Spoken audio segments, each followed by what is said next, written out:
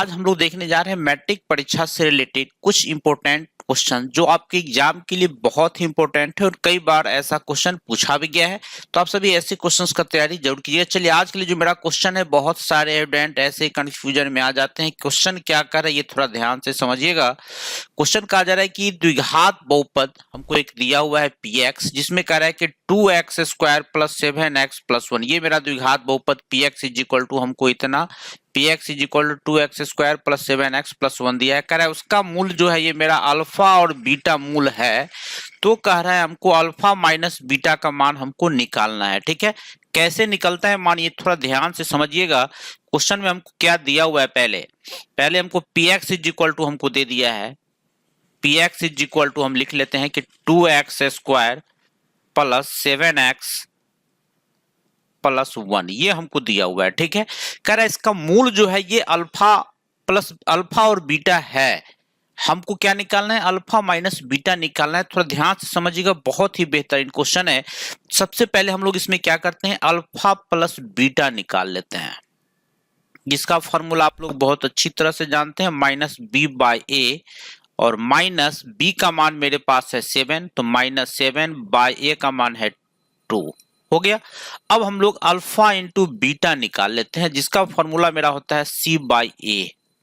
ठीक है, सी का मान है मेरा 1 और ए का मान है मेरे पास 2। अब हमने अल्फा प्लस बीटा और अल्फा इंटू बीटा निकाले, लेकिन ध्यान रखिए ये आंसर नहीं हुआ मेरा। आंसर मेरा क्या होगा, कह रहा है कि अल्फा माइनस बीटा निकालिए। यहां पर जो आप क्लियर यहां देख रहे हैं, आप क्या निकालना है हमको, अल्फा माइनस बीटा निकालना है हमको। तो अल्फा माइनस बीटा निकालने के लिए हम लोग क्या करते हैं, ये थोड़ा सा देखिए। सबसे पहले हम लोग या तो आप फॉर्मूला यूज कर लीजिए या नहीं तो डायरेक्ट भी आप बना सकते हैं। अल्फा माइनस बीटा का हम लोग होल स्क्वायर निकाल लेते हैं। फॉर्मूला भी आप निकालना इसे सीख जाइएगा। ये क्या होता है, a माइनस बी का होल स्क्वायर। तो यहां पर हो जाएगा मेरा, यहां पर मैं क्लियर लिखूं माइनस।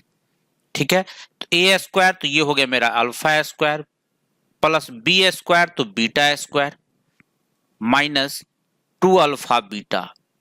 ठीक है, अब देखिए alpha square plus beta square, इसका वैल्यू भी हमको नहीं पता है। तो यहां पर हम लोग क्या करते हैं, अब alpha square plus beta square plus इसमें हम लोग 2 अल्फा बीटा, यहां पर मैं क्लियर कर दूं, यहां पर हम लोग क्या करते हैं 2 अल्फा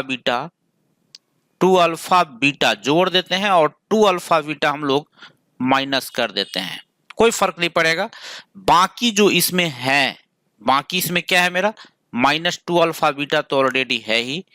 माइनस 2 अल्फा बीटा जो आपका क्वेश्चन में है वो मेरे पास यहाँ है ही, यहाँ पे ये माइनस 2 अल्फा बीटा।